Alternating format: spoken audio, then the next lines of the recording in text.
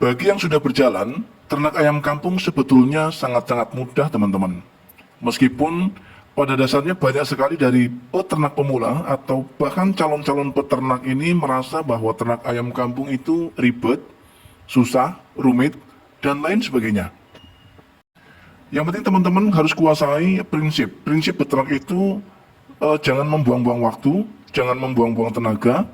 Kita optimalkan kesehatan daripada ayam ketika ayam-ayam kita lahap untuk memakan pakan apapun yang kita berikan pada mereka. Tentu saja itu sudah menunjukkan bahwa ayam kita pasti sehat. Sehingga kalau sudah begini, ayam sehat, ya cepat besar, kemudian seandainya kita sudah masuk masa panen, kita akan mendapatkan hasil. Jadi, apalagi yang kita pikirkan? Halo, selamat sore sahabat ternak rumahan semua. Assalamualaikum warahmatullahi wabarakatuh. Apa kabar Anda hari ini? Mudah-mudahan kami berharap teman-teman sekalian senantiasa diberikan kesehatan serta keselamatan. Amin. Teman-teman dan sahabat semua, pada video kali ini kita akan sharing santai kembali membahas seputar ternak ayam. Bagaimana sih agar peternakan kita bisa bertahan kemudian dengan hasil yang lebih optimal. Sambil sharing-sharing santai melihat perkembangan daripada ayam-ayam yang berada di kandang. Kita tidak boleh sepaneng, kita di sini belajar bersama ya. Pembahasannya tetap saja ya mengenai seputar peternakan ayam. Bagaimana sih caranya supaya kita bisa beternak dengan nyaman, dengan hasil yang optimal, dengan cara yang lebih mudah, dengan cara yang lebih simpel dan tidak membuang-buang waktu serta tenaga. Namun seperti biasa, sebelum kita lanjut ke videonya, terlebih dahulu kami akan selalu mengingatkan bagi teman-teman yang memang baru menemukan channel ini, ya, silahkan yang memang berkenan untuk subscribe, silahkan subscribe. Bagi yang sudah subscribe, kami ucapkan ribuan terima kasih. Terus dukung kami dengan cara klik tombol like, serta bagikan video ini kepada kerabat, sahabat, atau saudara kalian semua di sana. Supaya nanti mereka juga bisa mendapatkan manfaat dari apa yang kami sampaikan melalui video ini. Baik teman-teman, kita lanjut.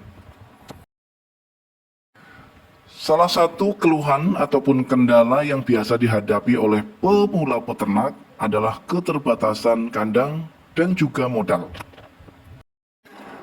Mereka sangat bingung ketika merasa ayamnya sudah semakin banyak, namun lokasi untuk peternaknya atau kandangnya terbatas. Maka pada video kali ini kami akan mencoba untuk membahas tentang ini, bagaimana sih supaya nanti ketika populasinya sudah banyak namun kandang kita terbatas, apa yang mesti kita lakukan?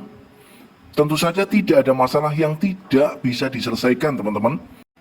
Meskipun bisa saja solusi yang kami sampaikan nanti tidak sesuai dengan pendapat teman-teman, itu hal yang wajar. Karena biasanya lain peternak itu lain metode, lain cara, dan lain strateginya. Itu sangat manusiawi.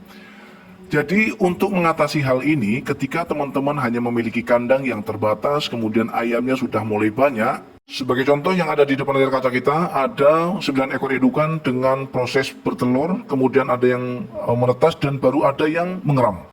Nah kemudian apa yang harus kita lakukan ketika kita mengatasi hal ini? Indukan ayam dalam proses bertelur, mengeram, dan sudah ada yang menetas. Otomatis nanti masa penetasannya di waktu yang berbeda. Sebagai contoh saya jelaskan, di antara 9 indukan itu ada yang proses bertelur, mengeram, dan menetas. Yang mana salah satu indukan kita itu ada yang menetas di tanggal 1 misalnya, di sama-sama bulan November misalnya. Nah kemudian ada juga yang menetas di tanggal 7, berarti kelang 1 minggu. Kemudian ada lagi yang menetas di tanggal 14. Kemudian ada yang menetas lagi di tanggal 21 dengan 2 indukan misalnya. Otomatis proses penetasannya di waktu yang berbeda. Apa yang harus kita lakukan? Dengan perbedaan waktu penetasan, secara otomatis akan beda juga secara usia. Nah kemudian dengan perbedaan usia ayam, apakah kita harus membuat kandang sesuai dengan usia ayam? Memang sebaiknya begitu.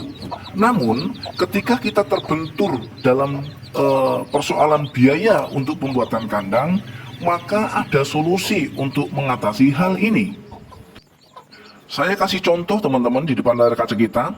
Di sini ada beberapa atau puluhan ekor DOC dengan beda usia.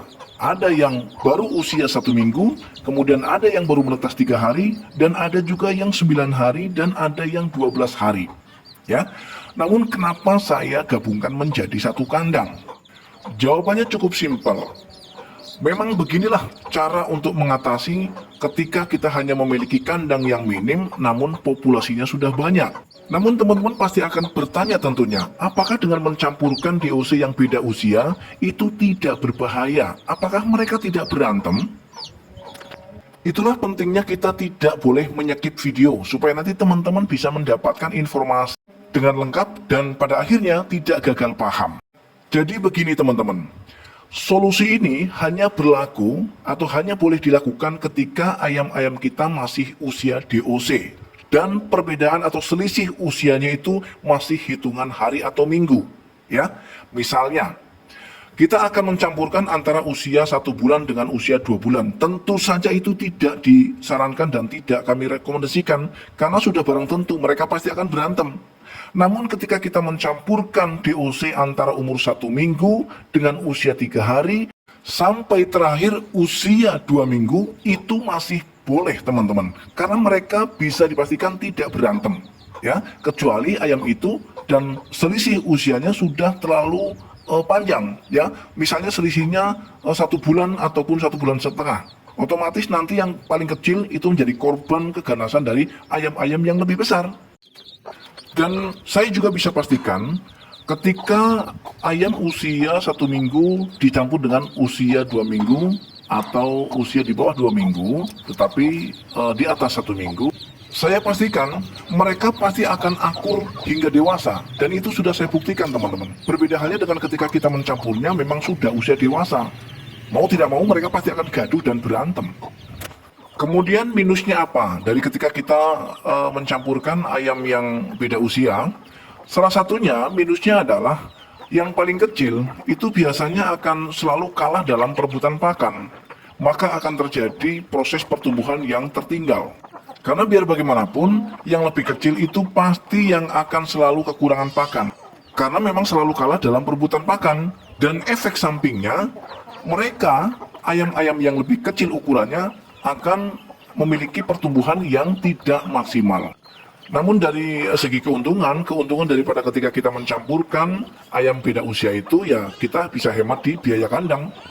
Namun begitu, jika memang teman-teman memiliki modal yang cukup, biaya yang cukup untuk pembuatan kandang, maka sah-sah saja. Bahkan saya anjurkan untuk membuat kandang sesuaikan dengan usia ayam. Yang usia 1 hari sampai 1 minggu kita buat sendiri, kemudian 1 minggu sampai 2 minggu kita buat kandang sendiri, dan usia 2 minggu hingga 1 bulan kita ada kandangnya sendiri. Sekali lagi, itu jauh lebih bagus teman-teman, jauh lebih bagus. Namun, keadaan kita terkadang berbeda. Karena ternyata memang masih banyak sekali pemula peternak yang modalnya hanya pas-pasan. Maka ketika kita hanya memiliki modal yang pas-pasan untuk pembuatan kandang, silahkan terapkan cara ini. Ini sepertinya efektif menurut kami. Jadi ternak itu sebetulnya mudah dan tidak ribet, maka jangan dibuat susah dan jangan dibuat ribet. Ya, sesuaikan dengan kemampuan kita masing-masing. Yang paling penting sebetulnya bagaimana cara membuat ayam-ayam ini tetap sehat, ya. Kita hitung dari usia 0 hingga usia panen. Karena akan sia-sia dan percuma saja ketika kandang sudah kita siapkan sedemikian rupa, ya, mewah, kemudian sesuai dengan usia, kita sudah habiskan modal banyak untuk pembuatan kandang, namun kita minus pada perawatan. Itu sama saja omong kosong teman-teman. Artinya, hasil kita pasti tidak akan pernah maksimal kalau seperti itu caranya. Yang paling penting dalam beternak adalah kuncinya, itu kita menguasai proses teman-teman. Kalau masalah hasil itu akan mengikuti proses kita. Jika proses kita adalah proses yang baik, yang maksimal, insya Allah hasil kita pasti akan baik dan maksimal juga teman-teman. Kemudian poin yang kedua teman-teman, perihal pakan. Pengalaman membuktikan, termasuk tetangga sebelah, itu mereka beternak tidak mau ribet.